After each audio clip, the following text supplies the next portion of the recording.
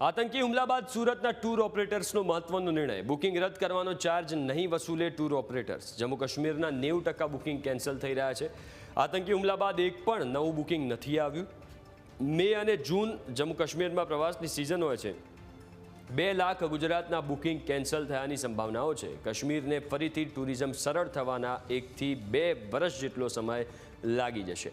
કાશ્મીરના ગ્રોથમાં ટુરિઝમ ફેક્ટરનો ફાળો ગત વર્ષે 7.5%ની આજુબાજુ હતો.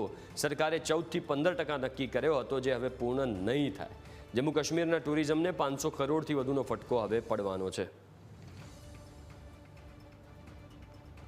જમ્મુ કાશ્મીરના પહેલગામમાં આતંકી હુમલાની ઘટના બાદ હવે ટૂર ઓપરેટરોને પણ તેની અસરો છે જોવા મળી રહી છે, કારણ કે બુકિંગો કેન્સલ થઈ રહ્યા હોવાની એક વાત છે સામે આવી છે. આપણી સાથે સુરતના ટૂર ઓપરેટર છે. સાહેબ, શું નામ છે આપનું? જી, ભાર્ગવ ઝાલાવાડિયા.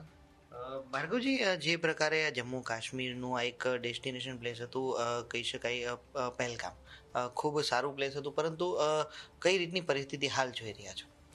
અત્યારે હાલમાં જે પહેલગામમાં દુઃખદ ઘટના બની છે એ બાબતે અત્યારે આપણે જોઈએ તો પહેલગામ એટલે એવું કહેવાય કે કાશ્મીર માટે જન્નત શબ્દ આપણે વાપરેલો છે, અને જેના કારણે 370 કલમ હટાવ્યા પછી ભારતનું મોસ્ટ ફેવરિટ કોઈ ડેસ્ટિનેશન હતું ને તો એ ચોક્કસથી જમ્મુ કાશ્મીર હતું.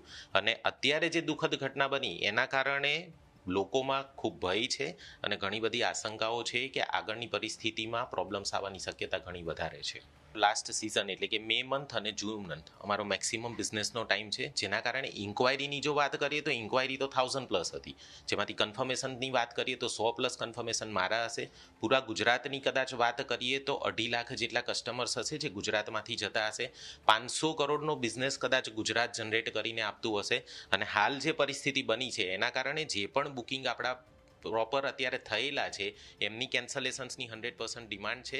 અને એની સિવાય જે ઇન્ક્વાયરીમાં અમે લોકો ટ્રાય કરતા હતા કે જેમના બુકિંગ હજી આવવાના બાકી છે એ લોકોએ ચોક્કસથી અત્યારે કંઈકના ભયના માહોલના કારણે જમ્મુ કાશ્મીર તરફ વિચાર ટાળી દીધો છે અથવા તો પોસ્ટપોન્ડ કરેલું છે, કે જ્યાં સુધી સરકાર ચોક્કસ નિર્ણય ન લે ત્યાં સુધી એમના મનમાં આશંકાઓ છે, ભય છે, અને પરિવાર પણ એ બાબતે અત્યારે નિશ્ચિત છે કે આપણે એ ડેસ્ટિનેશન પર નથી જવું. એટલે ચોક્કસથી અમારે પણ બિઝનેસમાં 100% ટ્રબલ થઈ રહી છે. પણ હાલની પરિસ્થિતિને જોતા અમને પણ એવું લાગે છે કે જ્યાં સુધી આ બધું ચોક્કસપણે નિયમિત નથી થતું એ સમયને કદાચ 1-2 વર્ષ સુધી અસર આ બિઝનેસને અને આ ડેસ્ટિનેશનને 100% થવાની છે.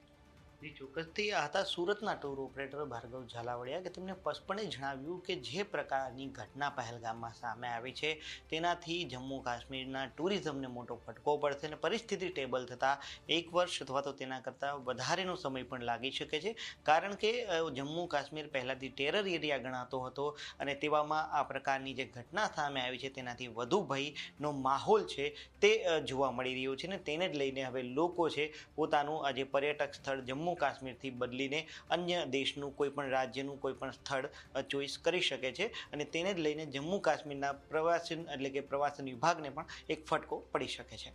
કેમેરા પર્સન કેસી વઘાસિયા સાથે મિત્રુ પાવરા, ન્યૂઝ કેપિટલ, સુરત.